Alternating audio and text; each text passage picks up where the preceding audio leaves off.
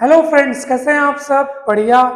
चलिए, आज हम पढ़ने जा रहे हैं बीएससी फर्स्ट ईयर का जो सेकंड पेपर है, अर्थात अलजेब्रा, अर्थात बीजगणित, उसका पेज नंबर 536 का एक टॉपिक है ये, कंप्यूटर ग्राफिक्स में मैट्रिक्स का अनुप्रयोग। ये बड़ा गजब का टॉपिक है और ये पहले नहीं था सिलेबस में, ये नया टॉपिक जोड़ा गया है। तो चलिए हम शुरू करते हैं कि ये टॉपिक कैसा है, सरल है कि कठिन है, ये आपको पढ़ते ही साथ पता चल जाएगा। तो चलिए शुरू करते हैं। यूनिट 4 का ये टॉपिक है, 16वें चैप्टर का, तो आप उसको ध्यान से देख लेंगे।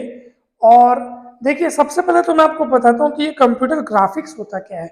एक्चुअली कंप्यूटर ग्राफिक्स में हम किसी इमेज कंटेंट, कोई हमारे पास इमेज होता है, उसको हम किस तरीके से उसको स्टोर कर सकते हैं, बना सकते हैं, उसको चेंज कर सकते हैं, उसका रूप बदल सकते हैं, उसको ट्रांसलेट यानी कि उसका स्थान बदल सकते हैं, उसको रोटेट कर सकते हैं, उसका आकार परिवर्तित कर सकते हैं। तो ये सब हम तरह तरह के इमेजेस के साथ ये जो कार्य करते हैं, इन सभी कार्यों को करने के लिए इमेज को आपको घुमाना है, रोटेट करना है, किसी एंगल से घुमाना है, इमेज का साइज बड़ा या छोटा करना है। इस सब को करने के लिए हमको आव्यूह की जरूरत पड़ती है। आव्यूह अर्थात मैट्रिक्स की मदद से हम ये कार्य कर पाते हैं। तो इसलिए हम वही टॉपिक लिखे हैं, कंप्यूटर ग्राफिक्स में मैट्रिक्स का अनुप्रयोग। अब हम इसमें क्या क्या पढ़ने वाले हैं वो भी सुन लीजिए आप। हम पहले पढ़ेंगे कि किसी इमेज को ट्रांसलेट यानी कि ट्रांसफॉर्म यानी कि ट्रांसफर, एक जगह से दूसरी जगह कैसे उसको रूपांतरित किया जाता है। दूसरा हम पढ़ेंगे कि किसी इमेज को घुमाना हो, अगर रोटेट करना हो, घुमाना हो, तो उसके लिए हमको आवश्यक रूपांतरण कौन से करने होते हैं, किस समीकरण की मदद से हम ये कार्य करते हैं, कैसे मैट्रिक्स का यहाँ पे रोल है, ये अभी हम सबको पता चलेगा। तो चलिए शुरू करते हैं। इस वीडियो में मैं केवल दो टॉपिक यानी कि 2D रूपांतरण और 2D घूर्णन हम इसको क्लियर करेंगे। उसके बाद 2D की ही हमारे पास एक दो और चीजें बचेंगी, उसको मैं बताऊंगा। फिर हम 3D में भी जाएंगे। तो एक एक वीडियो में ऐसे मैं आपको बताते जाऊंगा। तो चलिए हम यहाँ पढ़ने जा रहे हैं 2D रूपांतरण। इसमें क्या होगा, हम केवल एक स्थान से दूसरे स्थान पर किसी बिंदु को किस तरीके से सरकाया जाएगा, कौन से सदिश की मदद से सरकाया जाएगा, उसका मैट्रिक्स रूप में किस तरीके से निरूपण होगा, ये हम पढ़ेंगे। आप देख पा रहे हैं एक्स वाई समतल में हमको एक बिंदु दिया गया है, बिंदु P, जिसके निर्देशांक है एक्स वाई, ठीक है।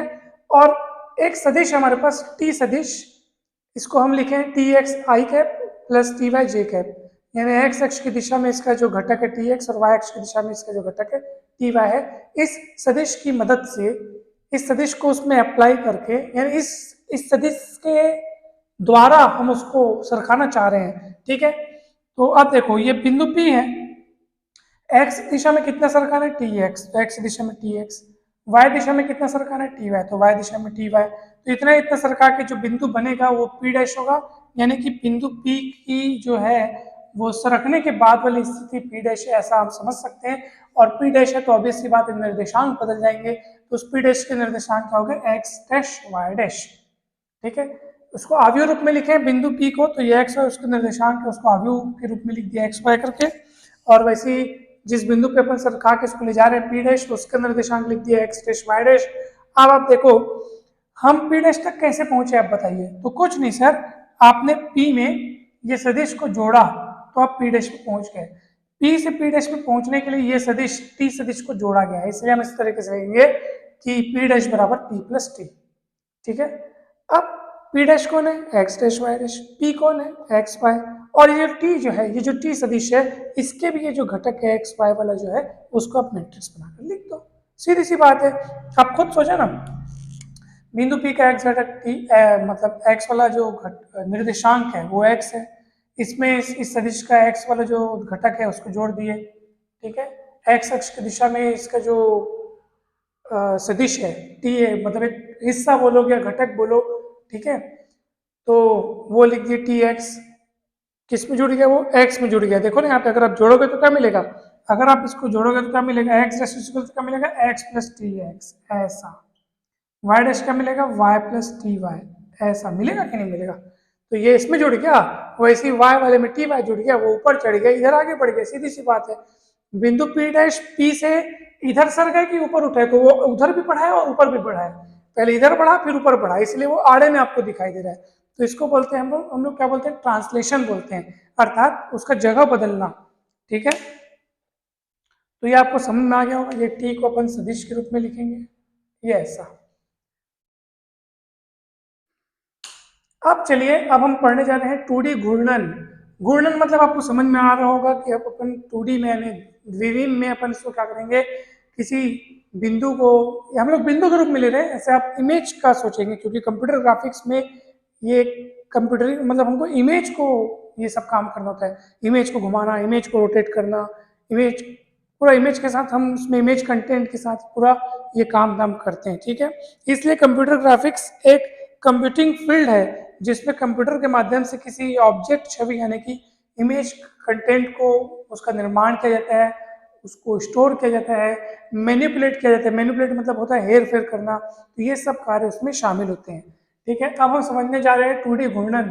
आप देखो, मान लो बिंदु एक बिंदु है जिसके निर्देशांक एक्स वाई, अभी उसकी स्थिति फाई है, यानी एक्स अक्ष से ये ओपी जो है, आपको ओपी दिखाई दे रहा है, ओपी ओ को पी से मिलाने वाली लाइन एक्स अक्ष से अभी कितना कोण बना रही है, फाई। अब हम इसकी नई स्थिति प्राप्त करना चाहते हैं, इसको घुमा करके मैंने थीटा कोण से और घुमा दिया। अब बिंदु पी की नई स्थिति क्या हो गई, पी डैश। देखो ये पी डैश जो है ना, वो बिंदु पी की नई स्थिति है। निर्देशांक भी बदलेंगे, जगह बदलेगी तो निर्देशांक क्यों नहीं बदलेगा, तो निर्देशांक बदल के हो गए एक्स डैश वाई डैश। ठीक है, अभी हम कैसे घुमाए हैं, अभी हम घुमाए वामावर्त। वामावर्त मतलब ऐसे घड़ी के उल्टा दिशा में, घड़ी ऐसे घूम जाता है, तो ये है दक्षिणावर्त। ये देखो दक्षिणावर्त का फोटो भी मैं बना दिया हूँ। ठीक है ना, इसमें अपने को ऐसे घूमना है, इसमें अपने को ऐसे घूमना है। अब ध्यान से सुनिए, ध्रुवीय रूप में हम निर्देशांक लिखेंगे। ठीक है, तो एंगल हो अगर फाई और ये दूरी हो अगर आर, ये भी दूरी आर है, मतलब अपन घुमा कैसे नहीं पता है, अपन ना यहां से लेकर यहां तक की दूरी फिक्स रखते हुए बस ऐसे घुमा रहे हैं, जैसे सर्कल में अपन घुमाते हैं ना, जैसे वृत्त है, ये ऐसा बिंदु है, एक सर्कल में अपन घुमा रहे हैं, यानी कि ये दूरी सेम होनी चाहिए, ये दूरी सेम है, तो ये आ रहे तो वो भी आ रहे हैं। ठीक है, कोई भी सर्कल बनाओगे आप, इसका सेंटर रहेगा तो त्रिज्या सेम होती है ना भैया, त्रिज्या सब जगह सेम होती है, तो ऐसे ही आप सोच रहे हैं। अब देखो ध्रुवीय रूप में लिखते हैं तो x is equal to R cos phi, Y is equal to R sine phi, ये निर्देशांक हम लोग इस तरीके से लिखते हैं, कई बार आप लोग पढ़े भी होंगे। अब देखो घुमाने के बाद, अब फाई फाई क्यों लिखे यहाँ पे, क्योंकि एंगल फाई था, लेकिन घूमने के बाद जब पी डैश के लिए आप लिखोगे तो एंगल फाई नहीं लिखोगे, अब वो फाई में एक और एंगल जुड़ जाएगा, फाई प्लस थीटा, तो दो एंगल हो गए, दोनों को जोड़ना है।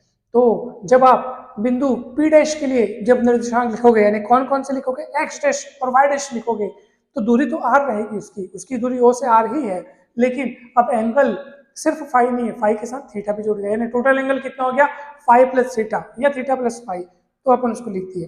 अब आप बचपन में एक सूत्र पढ़े होगे, कक्षा 11वीं में पढ़े होगे, कॉस ए प्लस बी वाला सूत्र पढ़ोगे, cos A cos B minus sign A sine B, तो ए की जगह थीटा को मानो, बी की जगह फाई को मानो, तो आप सूत्र लगा लो यहाँ पे, कॉस थीटा प्लस फाई, अर्थात cos theta cos phi minus sine theta sine phi. Cos में क्या होता है, अगर प्लस वाला फॉर्मूला लगाते तो माइनस आता है। ठीक है ना, तो ये लगा दिए। और साइन ए प्लस बी का सूत्र sign A cos B cos A sine B. अब ध्यान से सुनो सर, ध्यान से सुनो सर, ये आर कॉस फाई कौन है, ये आर कॉस फाई तो एक्स है, तो इसके जगह पे अपन लिख देंगे एक्स, ये कॉस थीटा माइनस ये आर साइन फाई कौन है, ये आर साइन फाई तो वाई है, तो इसके जगह पे अपन वाई लिख देंगे। देखो इसी लाइन को मैं रूप बदल के लिख रहा हूँ, ये अपना एक्स हो गया, ये कॉस थीटा हो गया, ये अपना वाई हो गया, ये वाई वाई, और ये साइन थीटा हो गया। और नीचे वाली लाइन देखो, ये इसको पहले लिख रहा हूँ मैं, आर कॉस फाई कौन है, आर कॉस फाई, तो आर कॉस फाई कौन है, एक्स है, तो इसके जगह पे एक्स साइन थीटा, ये दे एक्स साइन थीटा, प्लस करके मैं ये वाला हिस्सा लिख रहा हूँ वाई, आर साइन फाई कौन है, आर साइन फाई कौन है, वाई है, ये वाई और एक कॉस थीटा यहाँ पे, इसको पहले लिखा इसको बाद में लिखा, क्यों, ताकि मेरे को एक्स पहले और वाई बाद में नजर आने लगे। ठीक है, अब देखो इसको मैट्रिक्स रूप में हम कैसे लिखेंगे, एक्स डैश वाई डैश का एक मैट्रिक्स बन गया, यहाँ पे देखो कॉस गुणांकों का बस मैट्रिक्स तैयार करने, cos theta minus sine theta, sine theta cos theta, matrix तैयार हो गया, और ये एक्स एक्स वाई वाई तो एक्स वाई।